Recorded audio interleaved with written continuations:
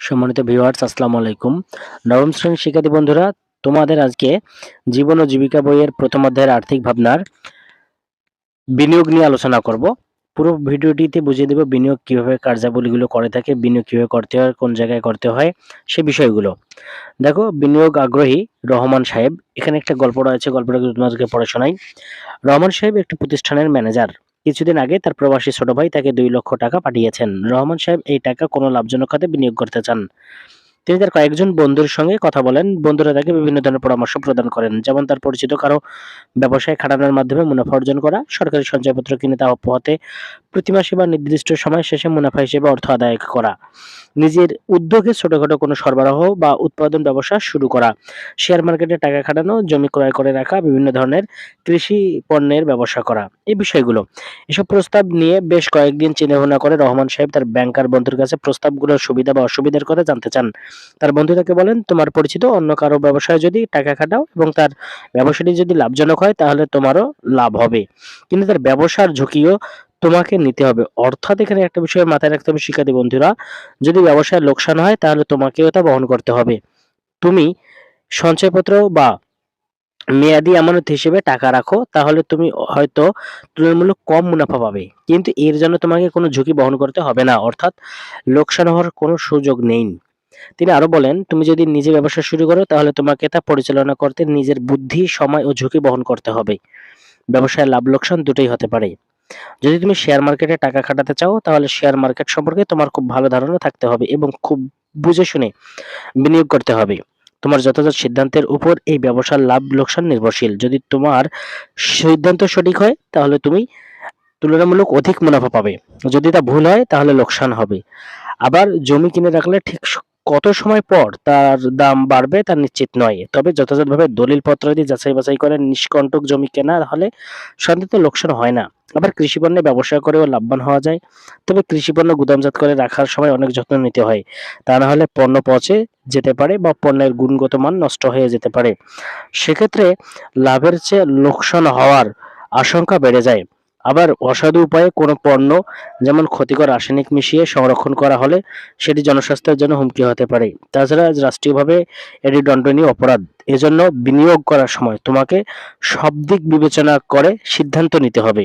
দেখো শিক্ষার্থী বন্ধুরা, এখানে একটা দলগত কাজ দেওয়া আছে যে দৃশ্যপটের আলোকে দলগতভাবে আলোচনার মাধ্যমে বিনিয়োগ সম্পর্কে তোমার ধারণা একটি পোস্টার উপস্থাপন করো। কিভাবে তোমরা পোস্টারে উপস্থাপন করতে পারো বিষয়টা, যে আসলে বিনিয়োগ কাকে বলে, বিনিয়োগ কিভাবে আমরা করতে পারি, বিনিয়োগ কোন জায়গায় আমরা করতে পারি, কিভাবে আমরা করতে পারি, কোন জায়গায় করলে আমরা লাভবান হব, ক্ষতির সম্মুখীন হব না, এই বিষয়গুলো সম্পর্কে তোমাদের একটা পোস্টার তৈরি করতে হবে শিক্ষার্থী বন্ধুরা। এইভাবে তোমাদের কার্যগুলো করতে হবে। দেখো শিক্ষার্থী বন্ধুরা, নির্দিষ্ট পরিমাণ ঝুঁকি গ্রহণের মাধ্যমে মুনাফা প্রাপ্তির উদ্দেশ্যে নিজ তত্ত্বাবধানে কিংবা অন্য কোনো ব্যক্তি বা প্রতিষ্ঠানের তত্ত্বাবধানে নির্দিষ্ট পরিমাণ অর্থ সম্পদ কাজে লাগানোকে বিনিয়োগ হিসেবে বিবেচনা করা যায়। অর্থাৎ লাভের আশায় সঞ্চয়ের টাকা কোথাও ব্যবহার লগ্নি করাকে সাধারণভাবে আমরা বিনিয়োগ বলে থাকি। বিনিয়োগের জন্য নির্দিষ্ট পরিমাণ অর্থের প্রয়োজন হয়। অর্থের পাশাপাশি আমরা আমাদের শ্রম ও মেধাও বিনিয়োগ করতে পারি। বিনিয়োগের মূল উদ্দেশ্য হলো নির্দিষ্ট সময় শেষে সম্পদের বৃদ্ধি। বিনিয়োগে বিভিন্ন মাত্রায় ঝুঁকি বিদ্যমান। বিনিয়োগে বিদ্যমান ঝুঁকির সঙ্গে সম্পদ বৃদ্ধি বা মুনাফার সম্পর্ক রয়েছে। সাধারণত যে বিনিয়োগে ঝুঁকির পরিমাণ বেশি, সেই বিনিয়োগে লাভের পরিমাণটাও বেশি হয়ে থাকে। বিনিয়োগের জন্য বিভিন্ন ধরনের উপায় রয়েছে। বিনিয়োগকৃত অর্থের ব্যবস্থাপনা নিজে যেমন করা যায়, তেমনি অন্যের ব্যবস্থাপনায়ও অর্থ বিনিয়োগ করা যায়। ঝুঁকিহীন বিনিয়োগ সাধারণত সঞ্চয়মূলক বিনিয়োগ বা অনিরাপদ বিনিয়োগ নামে পরিচিত। আবার সময়গত বিবেচনাতেও বিনিয়োগ বিভিন্ন ধরনের হয়ে থাকে। যেমন স্বল্পমেয়াদী, যেটা 1 বছর, মধ্যমেয়াদী 1 থেকে 3 বছর, এবং দীর্ঘমেয়াদী যেটা 3 বছরের বেশি সময় হয়ে থাকে। এই 3 বছরের বেশি সময় যেটা হয়ে থাকে, এটা একটু বিনিয়োগ করলে সুবিধাও পাওয়া যায়, মুনাফাও একটু পাওয়া যায়। তোমরা দেখতে পাচ্ছ চিত্রে যেভাবে বিষয়টা দেখানো হচ্ছে, মধ্যমেয়াদী এবং স্বল্পমেয়াদী, এবং বাকি যতগুলো রয়েছে 4 বছরের মধ্যে, সেগুলো হচ্ছে দীর্ঘমেয়াদী বিনিয়োগ। বিনিয়োগে ঝুঁকি বিবেচনা, আসলে বিনিয়োগে ঝুঁকি বিবেচনা করতে হবে আমাদেরকে কিভাবে, এই বিষয়টা একটু তোমাদেরকে যদি আমি বলি। সব ধরনের ব্যবসা বা বিনিয়োগে ঝুঁকির পরিমাণ সমান নয়। সাধারণভাবে যে বিনিয়োগে ঝুঁকি যত বেশি, সেই বিনিয়োগে লাভও তত বেশি। ঝুঁকি গ্রহণের সামর্থ্যের উপর ভিত্তি করে একজন বিনিয়োগকারীর বিনিয়োগ সক্ষমতা নির্ধারিত হয়ে থাকে। বিনিয়োগের মাধ্যমে সকলেই লাভবান হতে চায়, কিন্তু সবার ঝুঁকি গ্রহণের সামর্থ্য নয়। কেন সামর্থ্য নয়, সে একটা উদাহরণ দিলে সহজে বুঝতে পারবা। দেখো, কিছু বিনিয়োগকারী রয়েছেন যারা নির্দিষ্ট সময়ের মধ্যে নিজের অর্থ সম্পদকে কাঙ্ক্ষিত পরিমাণে বৃদ্ধি করতে বদ্ধপরিকর। এজন্য তারা যথেষ্ট ঝুঁকি থাকা সত্ত্বেও উক্ত বিনিয়োগে অংশগ্রহণ করেন। যদি এই কাজে তাদের মূল অর্থ লোকসান হয়ে যায় তাহলেও তারা তা মেনে নিতে রাজি থাকেন। এ ধরনের মানুষদের ঝুঁকি গ্রহণ সামর্থ্য অনেক বেশি। সাধারণত আর্থিকভাবে সচ্ছল এবং বিনিয়োগকৃত অর্থের উপর যেসব মানুষের নির্ভরশীলতা অপেক্ষাকৃত কম, তারা এ ধরনের ঝুঁকি গ্রহণ করেন। এরপর আরেকটা বিষয় দেখো, যে আরেক দল বিনিয়োগকারী রয়েছেন যারা তাদের বিনিয়োগকৃত অর্থ থেকে মোটামুটি যৌতিক মুনাফা চান এবং এর বিপরীতে নির্দিষ্ট পরিমাণ ঝুঁকি গ্রহণ করতে রাজি থাকেন। এ ধরনের বিনিয়োগকারীদের ঝুঁকি গ্রহণ ক্ষমতা সীমিত। তারা খুব ভালোভাবে মুনাফার সঙ্গে ঝুঁকির সম্পর্ক নির্ণয় করতে আগ্রহী থাকেন। কেউ কেউ এমনভাবে গচ্ছিত সঞ্চিত অর্থ বিনিয়োগ করতে চান যেন নির্দিষ্ট সময় পরে প্রাথমিকভাবে বিনিয়োগকৃত অর্থের অতিরিক্ত কিছু অর্থ পাওয়া যায়, কিন্তু মূল টাকা যেন সংরক্ষিত থাকে। এ ধরনের বিনিয়োগকারীদের ঝুঁকি গ্রহণের ইচ্ছা বা সামর্থ্য প্রায় শূন্য। এটা করা যাবে না। সাধারণত কিছু বিষয়ের উপর বিনিয়োগকারীদের ঝুঁকি গ্রহণ সক্ষমতা নির্ভর করে। তার মধ্যে কিছু উল্লেখযোগ্য কয়েকটা যে কথা বলি, সেগুলোর মধ্যে খুবই গুরুত্বপূর্ণ হচ্ছে ৪ টা বিষয়। কিরকম? দিক, একটা সম্পদ বৃদ্ধির আকাঙ্ক্ষা, সম্পদের উপর নির্ভরশীলতা, বিনিয়োগকারীর বয়স, বিনিয়োগের মেয়াদ। কিরকম? সম্পদ বৃদ্ধির আকাঙ্ক্ষা, যদি কোনো ব্যক্তি খুব দ্রুত সম্পদ বৃদ্ধি করতে চান তাহলে তিনি অধিক ঝুঁকিপূর্ণ বিনিয়োগে আগ্রহী হয়ে থাকেন। যেমন ১ বছরের মধ্যে বিনিয়োগকৃত টাকাকে দ্বিগুণ করা খুবই ঝুঁকিপূর্ণ। এতে লাভ না হয়ে বরং মূল টাকা কমে যেতে পারে। এটা জানা সত্ত্বেও যদি এই ধরনের বিনিয়োগে আগ্রহী হন। সম্পদের উপর নির্ভরশীলতা, বিনিয়োগকৃত অর্থ যদি কোনো ব্যক্তি পরিবারের একমাত্র সম্বল হয় অথবা তাদের প্রাত্যহিক জীবন ধারণের খরচ প্রভাবিত হতে পারে, সেক্ষেত্রে তার ঝুঁকি গ্রহণের সামর্থ্য খুবই কম। যেমন অবসরপ্রাপ্ত কোনো ব্যক্তি যিনি ব্যাংক বা সঞ্চয়পত্র ও গচ্ছিত অর্থ থেকে প্রাপ্ত মুনাফা দিয়ে জীবন ধারণ করেন। বিনিয়োগকারীর বয়স, যদি কোনো বিনিয়োগকারী তরুণ বয়সের হয় এবং তার আরও আয়ের উৎস থাকে তাহলে সে অধিক মাত্রায় ঝুঁকি গ্রহণ করতে আগ্রহী হতে পারেন। বিনিয়োগের মেয়াদ, যদি বিনিয়োগ স্বল্পমেয়াদী হয় তাহলে সাধারণত অধিক ঝুঁকি গ্রহণ করা হয়, কিন্তু বিনিয়োগের মেয়াদ যদি দীর্ঘ হয় তাহলে নির্ধারিত হারে সম্পদ বৃদ্ধির প্রতি অধিক গুরুত্ব প্রদান করা হয় এবং অপেক্ষাকৃত। শিক্ষার্থী বন্ধুরা, প্রত্যক্ষ ও পরোক্ষ বিনিয়োগ, বিনিয়োগ আসলে ২ প্রকার, একটা প্রত্যক্ষ একটা পরোক্ষ। প্রত্যক্ষ বা পরোক্ষ ব্যবস্থাপনায় বিনিয়োগ করা যায়। প্রত্যক্ষ বিনিয়োগে ব্যক্তি নিজ দায়িত্বে বিনিয়োগ করেন। বিনিয়োগে অর্থের পাশাপাশি নিজের শ্রম, মেধা ও সময় কাজে লাগান এবং ঝুঁকি ও লাভের পুরোটাই নিজে বহন করেন। যেমন নিজ ব্যবসা বা উদ্যোক্তামূলক কার্যাবলী, জমি বা অন্যান্য স্থাবর সম্পদে বিনিয়োগ। আবার পরোক্ষ বিনিয়োগে যিনি অর্থ বিনিয়োগ করেন তিনি সরাসরি উক্ত অর্থের ব্যবহারের সঙ্গে জড়িত থাকেন না।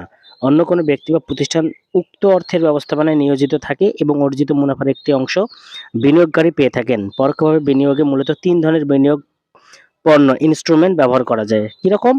দেখো, এখানে প্রথমত যদি আমরা আসি, ঋণ পণ্য। ঋণ পণ্য কিরকম?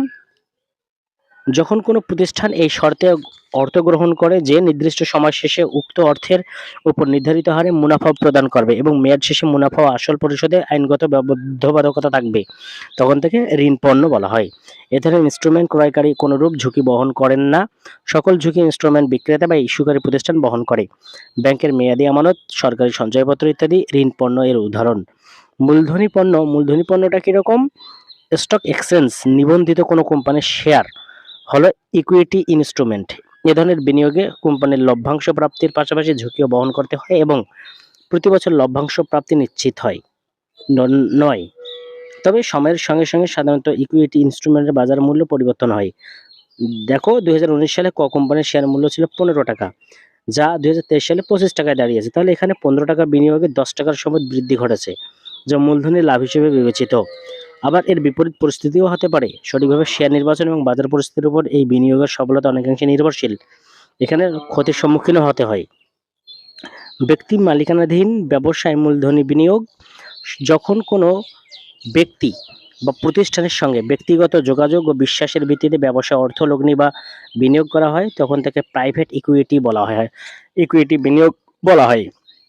এ ধরনের বিনিয়োগের মুনাফা সম্পূর্ণভাবে বিনিয়োগ চুক্তির শর্ত দ্বারা নিয়ন্ত্রিত হয় এবং একটি চুক্তির সঙ্গে আরেকটি চুক্তির মিল থাকে না। এ ধরনের বিনিয়োগ দ্বিপক্ষীয় হয়, ফলে বিদ্যমান ঝুঁকির পরিমাণ অনেক বেশি। উপরের বিনিয়োগগুলো ছাড়াও আমাদের প্রত্যক্ষ ব্যবস্থাপনায় স্থাবর সম্পদে বিনিয়োগ কিরকম? স্বর্ণ, জমি, ফ্ল্যাট, পণ্য ইত্যাদি করতে পারি। এ ধরনের বিনিয়োগে সার্বিকভাবে নিজের অনুমান ও বুদ্ধিমত্তাকে ব্যবহার করতে হয়। এভাবে আমরা কিন্তু শিক্ষার্থী বন্ধুরা এই কার্যাবলীগুলো করতে পারি। ফলের রয়েছে, ফল-ফলাদি, এরপর হচ্ছে ফসলি জমি, এই বিষয়গুলো সেগুলো আমাদের মধ্যে কিন্তু রয়েছে। কিন্তু এমন বিষয় ভাবতে হবে যেন আমাদের বিনিয়োগের টাকায় কোনো ক্ষতি না হয়। লোকসানের দিকে যদি আমরা ধাবিত না হই, যেন আমরা লাভ করতে পারি, সেই বিষয়টা মাথায় রাখতে হবে বিনিয়োগের ক্ষেত্রে। পণ্য নিয়েও আমরা ব্যবসা করতে পারি। তবে ব্যবসা করার আগে আমাদেরকে বিস্তারিত ধারণা অর্জন করতে হবে। অন্যের কথার উপর নির্ভর করে এ ধরনের ব্যবসায় বিনিয়োগ করা খুবই ঝুঁকিপূর্ণ একটা বিষয়। জমি বা ফ্ল্যাটে বিনিয়োগ স্বাভাবিক বিবেচনায় লাভজনক। নির্দিষ্ট সময় শেষে জমি বা ফ্ল্যাটের মূল্য বৃদ্ধি পায়, এটা যেমন সত্যি, তেমনি এ ধরনের বিনিয়োগের আগে জমি বা ফ্ল্যাটের বিভিন্ন ধরনের দলিল ও কাগজপত্র সম্পর্কে, মালিকানা পরিবর্তন বিধিবিধান সম্পর্কে জেনে শুনে এরপরে আমাদেরকে হচ্ছে সেখানে হচ্ছে বিনিয়োগ করতে হবে। নতুবা আমরা লাভের থেকে ক্ষতির সম্মুখীন বেশি হব। এসব বিষয় না জানলে অনেক ক্ষেত্রে জাল দলিল, ভুয়া কাগজপত্রের জন্য আর্থিক ক্ষতির পাশাপাশি আইনগত জটিলতাও আমাদেরকে পড়তে হতে পারে। শিক্ষার্থী বন্ধুরা, তো এই ছিল বিষয় তোমাদের বিনিয়োগের ক্ষেত্রে। পরবর্তী ভিডিওতে জমি বা ফ্ল্যাট সংক্রান্ত কাগজপত্র বিভিন্ন দপ্তরের সঙ্গে পরিচয় করিয়ে দেবো তোমাদেরকে। খতিয়ান নং কিভাবে বের করতে হয় না হতে পর্চা, এই বিষয়গুলো। সবাই ভালো থাকো, সুস্থ থাকো।